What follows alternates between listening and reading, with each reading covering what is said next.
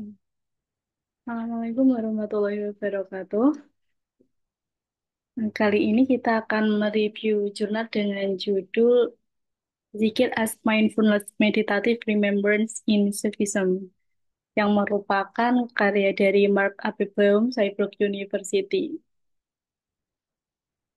Jurnal ini diterbitkan di Rumah Jurnal Journal of Humanistic Psychology. Kita langsung mereview yang pertama tentang pendahulunya, itu latar belakang. Latar belakang ditulisnya penelitian ini itu karena adanya fenomena munculnya berbagai intervensi mindfulness kontemporer yang pada umumnya dikenal sebagai sebuah perkembangan dan penyederhanaan dari praktik meditasi mindfulness Buddhisme Theravada. Maksud mindfulness kontemporer di sini itu seperti yang telah kita bahas sebelumnya, yaitu ada MBCT, terus ada MBSR, yang merupakan pengembangan dan penyederhanaan. Maksud penyederhanaan dari kata ini adalah merujuk pada bahwa praktik-praktik mindfulness yang ada saat ini, intervensi mindfulness kontemporer yang ada pada saat ini merupakan bentuk penyederhanaan ke arah yang lebih praktis dari mindfulness Buddhisme Theravada. Hal ini mengacu pada mindfulness di Barat ataupun psikologi di Barat, yang mana di Amerika terutama merupakan salah satu negara yang berpacu pada pandangan pragmatis atau praktis. Jadi dari berbagai konsep-konsep yang ada di sana dibuat suatu hal yang lebih praktis gitu. Jadi kayak konsep-konsep Buddhisme Theravada yang mana itu konsepnya bukan hanya praktik aja, tapi secara konsep lebih mendalam tentang spiritual dibuat menjadi lebih praktis. Tujuan mindfulness. Penelitian menyatakan bahwa praktik mindfulness kontemporer menjaharkan makna dan tujuan dari mindfulness Buddhisme Theravada, yang mana tujuan mindfulness Buddhisme Theravada sebenarnya bukanlah hanya untuk mencapai kesejahteraan personal, melainkan lebih dari itu sebagai upaya mencapai nibbana, atau biasa dikenal juga dengan istilah nirvana. Peneliti menemukan bahwa praktik mindfulness Buddhisme Theravada itu memiliki beberapa kesamaan sekaligus perbedaan dengan Sufisme Akbari, yaitu aliran Sufisme yang diperkasai oleh Ibnu Arabi. Dalam hal ini, perbedaannya itu dalam memandang keakuan dan transformasi diri. Untuk menemukan perbedaan tersebut, untuk membandingkan dan mengkontraskannya, penulis menggunakan pendekatan psikologi humanistik Abraham Maslow dengan tujuan untuk mendapatkan pemahaman terkait transendensi diri dari sudut pandang psikologi atau sekuler. Lalu tujuan dari penelitian ini adalah untuk mengeksplorasi dan memahami makna mendalam dari praktik zikir dalam Sufisme Akbari sebagai bentuk mindfulness dan membandingkannya dengan mindfulness dalam Buddhisme Theravada, kemudian mengkontraskan kedua praktik tersebut dengan apa yang Abraham Maslow sebut sebagai transendensi diri.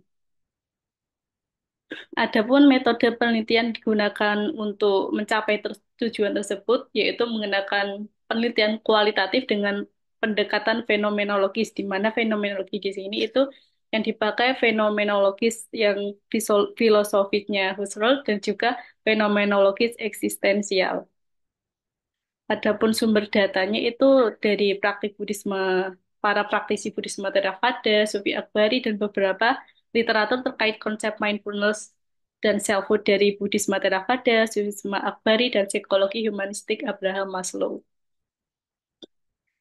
Adapun metode analisis yang digunakan yaitu epocha, terus ada reduction, dan ada juga imaginative variation.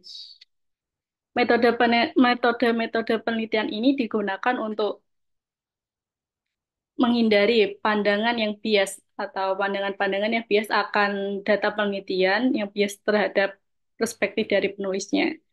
Adapun yang reduction data itu untuk bukan mengurangi makna yang disampaikan oleh dari para subjek penelitian dari praktisi Buddhisme ataupun Sufisme Akbari, tapi maksudnya reduction di sini itu untuk kembali ke akarnya, akar dari makna tersebut, bukan untuk mengurangi makna-makna yang disampaikan oleh para praktisi Buddhisme ataupun Sufisme yang menjadi subjek dalam penelitian ini.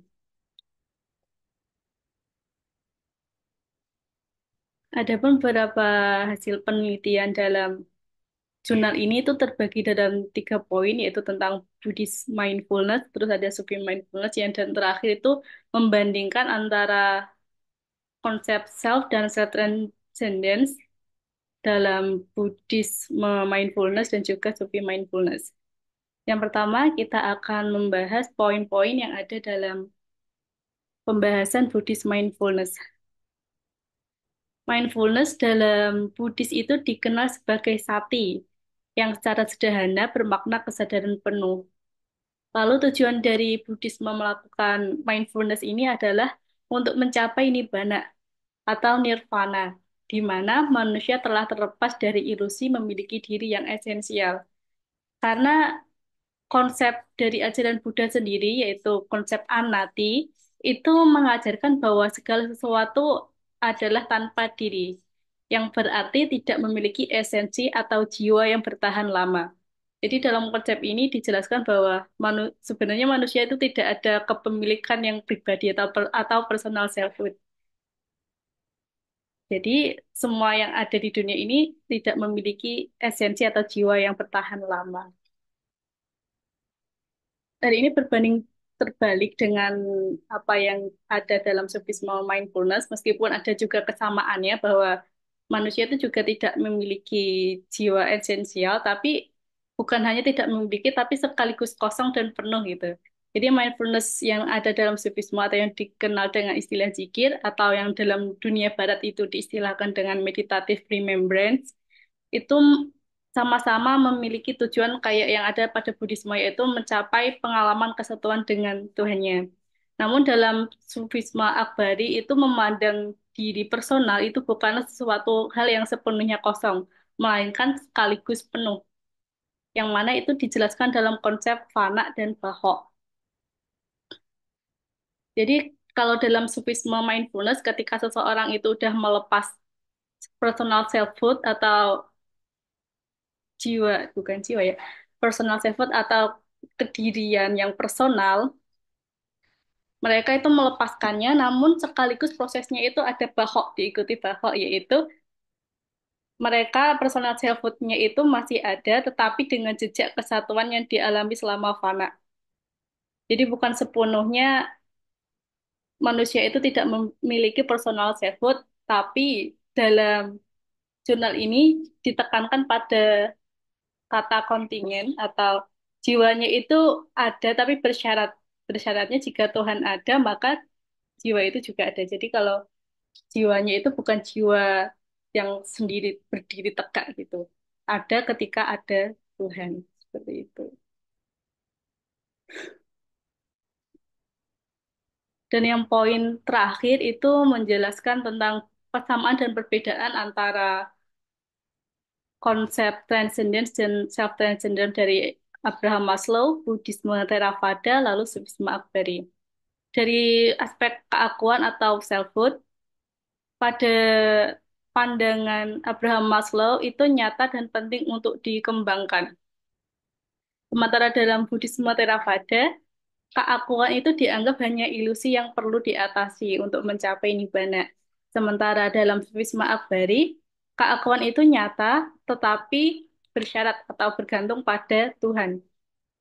Lalu secara tujuan transendensi, Maslow itu menyampaikan bahwa tujuan transendensi itu untuk melampaui ego untuk melayani tujuan yang lebih luas. Sementara itu, Buddhisme Theravada, tujuan transendensi dan mindfulness itu untuk menghapus ego, untuk menyadari hakikat kesadaran murni. Sementara itu, dalam Sufisme Akbari, itu untuk menyatu dengan Tuhan melalui fana dan bahwa seperti yang telah dijelaskan pada poin-poin sebelumnya. Lalu untuk pendekatan terhadap transendensinya, kalau Maslow itu secara humanistik dan sekuler, lalu untuk Buddhisme Theravada itu secara mistik dan impersonal, sementara Sufisme Akbari itu mistis dan personal, di mana personalnya ini dalam arti berbasis Tuhan. Untuk proses transendensinya sendiri, itu Maslow itu melalui aktualisasi diri dan hubungan sosial. Sementara itu untuk Buddhisme Theravada, proses transendensinya diri itu melalui meditasi untuk melampaui keterikatan ego.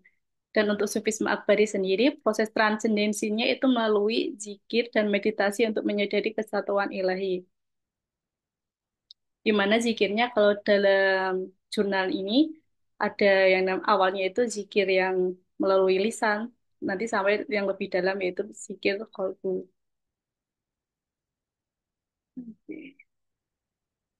Lalu untuk bagian terakhir yaitu tentang kesimpulan, penelitian ini menganalisis pengalaman meditatif dalam sufisme dan buddhisme Theravada dari perspektif fenomenologi dan hermeneutik, dengan fokus pada perbedaan pandangan mereka tentang keakuan atau selfhood. Seperti yang diterangkan tadi, kalau yang dalam buddhisme itu selfhood dianggap ilusi aja, terus yang dapat dalam sufisme akbar itu dianggap penuh sekaligus kosong. Di sisi lain, Buddhisme Theravada berakar pada doktrin non-diri yang radikal. Dalam sufisme, khususnya sufisme Abadi, praktik zikir bertujuan untuk mencapai pengalaman transformasional kesatuan dengan Tuhan, yang melibatkan penghapusan sementara diri individu. Artikel ini menekankan pentingnya memahami praktik ini dalam konteks budaya mereka dan mengeksplorasi hubungan antara keakuan manusia dan Tuhan dan menyoroti non-dualisme terbatas dalam sufisme yang berbeda dari psikologi humanistik Maslow. Karena kalau dalam psikologi itu lebih dianggap ke ranah sekuler, jadi tidak menekankan pada adanya Tuhan. Sementara kalau yang bukan psikologi ya, sementara pada mindfulness dari Buddhisme Theravada dan mindfulness dari Sufisme Akbari itu menekankan pada adanya Tuhan. Seperti itu. Untuk review jurnal kali ini mungkin di kedepannya akan membahas review jurnal tentang mindfulness ataupun tentang tasawuf dalam ranah lainnya. Terima kasih. Wassalamualaikum warahmatullahi wabarakatuh.